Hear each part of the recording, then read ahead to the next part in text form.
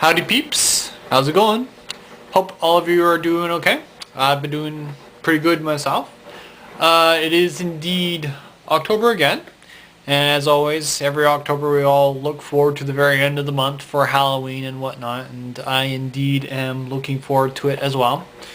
As I said before, I do have a costume planned and whatnot, but not only is it Halloween this month, but it's also gadget month for me this week as I just got a whole bunch of new things in my home, and I'm just going to show you guys a couple of things that I recently got.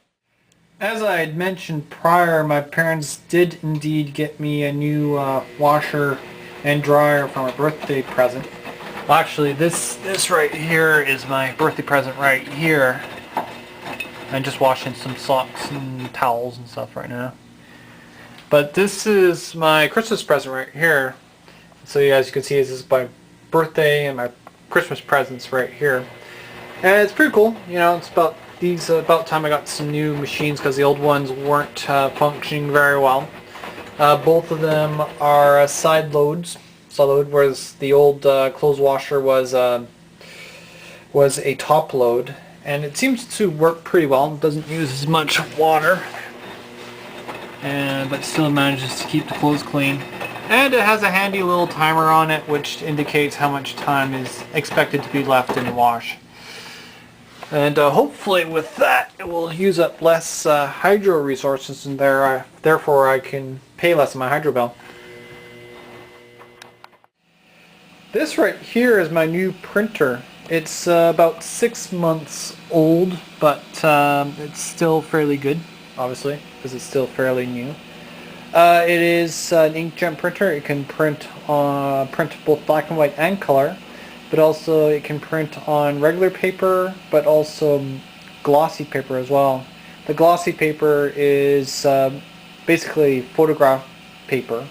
It's a bit more rigid than the regular paper, and produces a better image as well.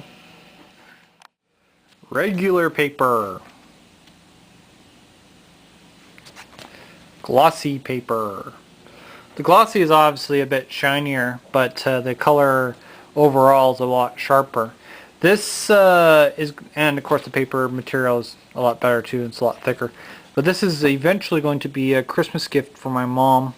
I'm going to try and get this image framed. This is an image that I created based on a screenshot from Doom 3. And I just did it in a vector art manner, and like I said, I'm going to get this framed because my mom loves dragons, and I'd just be more than glad to give this to her as a Christmas gift.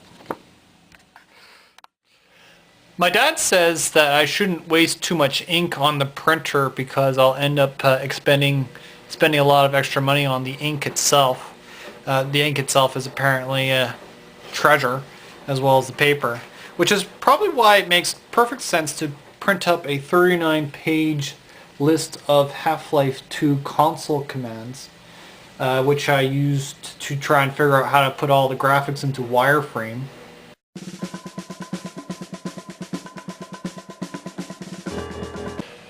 But also so I can record demos so I can play them back later and frap them whenever I do really cool things in the game.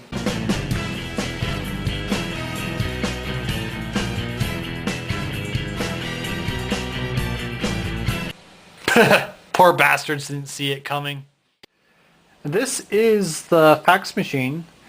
Actually, you know what? I should have mentioned before, the reason I'm getting these two devices is because my dad got a fax machine printer slash this and that, and so he doesn't need his fax machine or printer anymore because he has a machine that does all that in one machine. So I got to get these two things.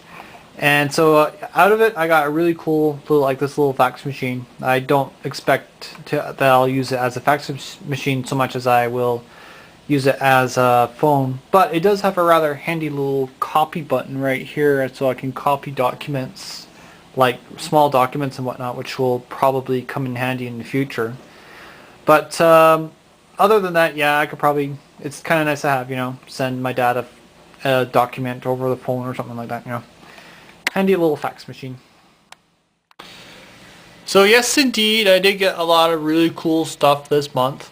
But apart from all the things that I got from my parents, I also got the orange box, as it's called. It includes all the currently released Half-Life 2 games, which includes like Half-Life, the basic Half-Life 2 game, Half-Life 2 Episode 1, Half-Life 2 Episode 2, and it also includes Team Fortress 2, but it also includes Portal, which is a really good game too. Now, some of you have probably already played the first two Half-Life games, but the second episode was really cool. Much better graphics than the first two. I noticed that they applied some new bump mapping and stuff to it, which makes the characters look a lot sharper. But they also added some new shadow effects, which is pretty cool. There's also Team Fortress 2, which is a series of games which I've been a big fan of for a long time.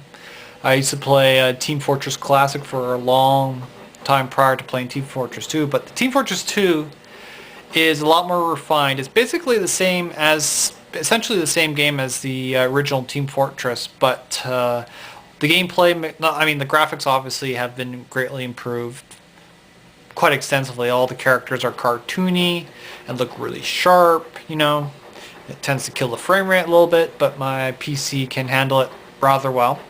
But not only are the graphics really cool, but the gameplay mechanics have also been greatly improved as well. All the characters have either lost weapons, or gained new abilities. So, for example, the Pyro can no longer has a napalm rocket launcher and just relies mostly on shotguns and his flamethrower.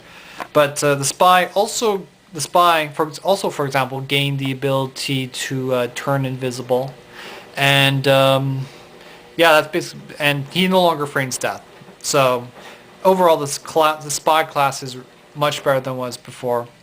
But apart from that, most of it is essentially the same as before. It's just there's no grenades either.